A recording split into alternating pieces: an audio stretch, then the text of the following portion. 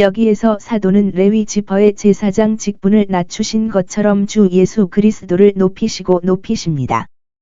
그는 그리스도를 참된 대제사장이요 참된 속죄 제사요 나머지 모든 것의 모형이신 것을 그들에게 추천합니다. 하나님의 책 7절에 자주 기록되어 있는 그리스도에 관한 하나님의 목적과 약속으로부터 하나님은 작정하셨을 뿐만 아니라 모세와 선지자들에 의해서도 그리스도께서 오셔서 교회의 큰 대제사장이 되어 온전하고 온전한 제사를 드려야 할지니라. 하나님의 책의 시작 부분에 그리스도에 대하여 여자의 씨가 뱀의 머리를 꺾을 것이라고 기록되었습니다. 그리고 구약은 그리스도에 관한 예언으로 가득 차 있습니다. 이제 그는 하나님의 백성이 그토록 자주 약속하고 그토록 많은 말을 하고 오랫동안 기대하는 사람이기에 큰 영광과 감사로 받아들여야 합니다. 하나님이 그리스도를 위한 몸, 즉 인간의 본성을 준비하심으로 행하신 일은 그가 우리의 구속주와 옹호자가 될 자격을 갖추게 하려는 것이었습니다. 그는 자신의 인격 안에 두 본성을 결합하여 하나님과 사람 사이를 오가기에 적합한 중재자였습니다. 날 사람이 화평케 하는 자, 하나님과 피조물 사이의 영원한 연합의 두 사람에게 손을 얹고 하나님과 피조물 사이의 영원한 연합을 이루게 하소서. 이에 몰두하게 되었고 이제 이와 같이 하나님께서 친히 준비하시고 특별한 방법으로 준비하신 구주는 큰 애정과 기쁨으로 받아들여야 합니다. 다른 희생이 받아들여지지 않을 때 이 사업에 참여하기 위해 그리스도께서 발견하신 준비와 의지로부터 7-9절 그리스도 자신의 희생보다 더 적은 희생이 하나님의 정의에 대한 합당한 만족이 될 때 그리스도께서 자발적으로 그 희생에 참여하셨습니다. 아버지여, 아버지의 뜻과 그들을 위한 내 언약 이행을 기뻐하며 아버지의 모든 약속 이행과 모든 예언의 성취를 기뻐합니다. 이것은 우리가 그리스도 안에서 성경의 성취를 갖는다는 것과 우리에게 그리스도와 우리의 성경을 사랑해야 합니다. 그리스도께서 오신 심부름과 계획에서 그리고 이것은 선지자로서 하나님의 뜻을 계시하는 것뿐 아니라 하나님의 율법을 선포하는 왕으로서 뿐만 아니라 제사장으로서 공의의 요구를 충족시키고 모든 의를 성취하는 하나님의 뜻을 행하는 것이었습니다. 그리스도는 두 가지 경우에 하나님의 뜻을 행하기 위해 오셨습니다. 하나님이 기뻐하지 아니하신 첫째 제사장 직분을 빼앗음으로 행위언약의 저주를 제거하고 죄인인 우리에게 선고한 형을 취소할 뿐 아니라 부족한 본적 제사장직을 제하여 버리고 의례에 쓴 필적을 도말하여 십자가에 못 박는 것입니다. 둘째, 곧 자신의 신권과 영원한 복음, 가장 순수하고 완전한 은혜 언약의 경륜을 세우심으로 이것은 영원 전부터 하나님의 마음이 세워진 위대한 계획입니다. 하나님의 뜻은 거기에 중심을 두고 끝이 납니다. 그리고 그것은 인간의 영혼에 유익한 것보다 하나님의 뜻에 더 합당하지 않습니다. 이는 예수 그리스도의 몸을 단번에 들이심으로 우리가 이 뜻에 따라 거룩함을 입음이라. 10절 1. 그리스도께서 그의 백성 곧 주권자를 위하여 행하신 모든 일의 근원이 무엇입니까? 하나님의 뜻과 은혜. 2. 우리가 어떻게 그리스도께서 우리를 위해 하신 일에 참여하게 되었는지 대시 성화되고 회심하고 효과적으로 부름을 받아 우리가 그리스도와 연합되어 그의 구속의 혜택에 참여하게 됨. 그리고 이 거룩함은 그가 자신을 하나님께 드린 예물로 인한 것입니다. 그리고 그것은 인간의 영혼에 유익한 것보다 하나님의 뜻에 더 합당하지 않습니다. 이는 예수 그리스도의 몸을 단번에 들이심으로 우리가 이 뜻에 따라 거룩함을 입음이라. 그리스도의 제사장 직분의 완전한 효력에서 14절 한 제물로 거룩하게 된 자들을 영원히 온전케 하셨느니라.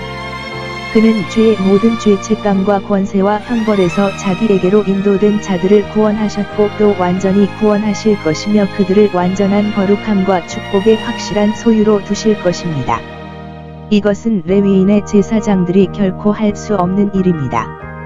그리고 우리가 참으로 온전한 상태를 목표로 한다면 그 상태에 이르게 할 수 있는 유일한 대제사장으로 주 예수님을 영접해야 합니다. 이제 우리 주 예수께서 높임을 받으시는 곳에서 그 영광을 얻으심이요 또 더욱 존귀함이 있으리라. 이 사람은 속죄제를 한 번 드린 후에 하나님 우편에 영원히 앉으셨느니라. 그의 원수들이 그의 발등상이 될 때까지 기대함. 사람과 중보자이신 그리스도를 영화롭게 하기 위하여 능력과 권세와 활동의 자리인 하나님 우편에 주는 손. 하나님께서 그의 백성에게 베푸신 모든 은혜는 그리스도께서 그들에게 넘겨주신 것입니다. 하나님께서 사람에게서 받으신 모든 의무는 그리스도께서 제시하신 것입니다. 이라는 손. 섭리와 은혜의 왕국에 속한 모든 것은 그리스도께서 주관하십니다. 그러므로 이것은 가장 높은 명예직이다. 그리스도께서 어떻게 이 영광에 이르게 되었는지 대시 단순히 아버지의 목적이나 기부가 아니라 그러나 고통에 대한 보상으로 자신의 공로와 구매로 그리고 그는 마땅히 받아야 할 명예를 결코 박탈당할 수 없으므로 결코 명예를 포기하지 않을 것이며 그의 백성의 이익을 위해 명예를 사용하는 것을 중단하지 않을 것입니다. 그가 이 영예를 누리는 방법 대시 가장 큰 만족과 안식으로 그는 영원히 거기에 앉아 있습니다. 아버지는 그를 묵인하고 만족한다. 그는 아버지의 뜻과 임재로 만족합니다. 이것은 그의 영원한 안식이다. 그는 여기에 거할 것입니다. 왜냐하면 그는 그것을 원하고 받을 자격이 있기 때문입니다. 그는 실망하지 않을 더 많은 기대를 가지고 있습니다. 이는 내가 내 원수를 내 발등상이 되게 하기까지 너는 내 우편에 앉아 있으라 하신 아버지의 약속에 근거함이라. 그리스도와 같은 사람은 지옥 외에는 원수가 있을 수 없다고 생각할 것입니다. 그러나 그에게는 지상의 적들이 매우 많다는 것이 확실합니다. 그리고 매우 내성적인 사람들. 그러므로 그리스도인들은 모든 사람과 평화롭게 살기를 원하지만 원수가 있다는 사실을 이상하게 여기지 마십시오. 그러나 그리스도의 원수들은 그의 발등상이 될 것이다. 일부는 회심으로, 다른 일부는 혼란으로, 그리고 어떤 방식으로든 그리스도는 영예를 받을 것입니다.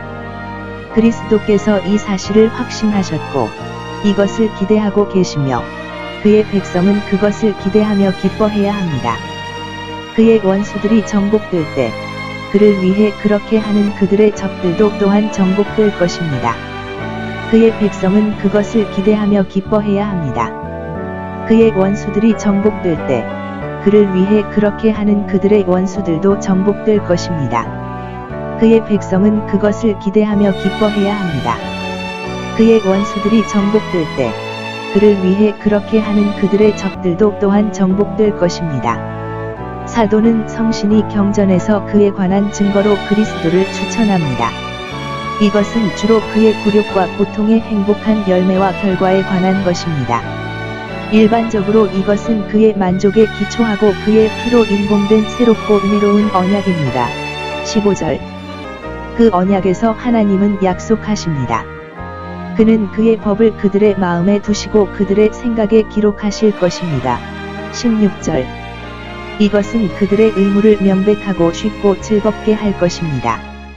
그분은 그들의 죄와 죄악을 더 이상 기억하지 않으실 것입니다. 17절. 이것만이 하나님의 은혜의 풍성함과 그리스도의 만족하심의 충만함을 나타낼 것입니다. 그것은 반복될 필요가 없음을, 참된 신자에 대한 죄를 더 이상 기억하지 못하여 지금 그들을 부끄럽게 하거나 장차 그들을 정죄하지 아니할 것입니다. 이것은 레위 지파의 제사장 직분과 희생 제물이 할 수 있는 것보다 훨씬 더 많은 것이었습니다.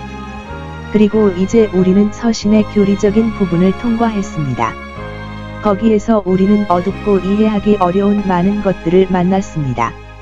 우리는 그것을 우리 자신의 마음의 나약함과 나약함 때문이라고 전가해야 합니다. 사도는 이제 이 위대한 교리를 적용하여 그들의 애정에 영향을 미치고 그들의 실천을 지도하고 복음 국가의 존엄과 의무를 그들 앞에 제시합니다.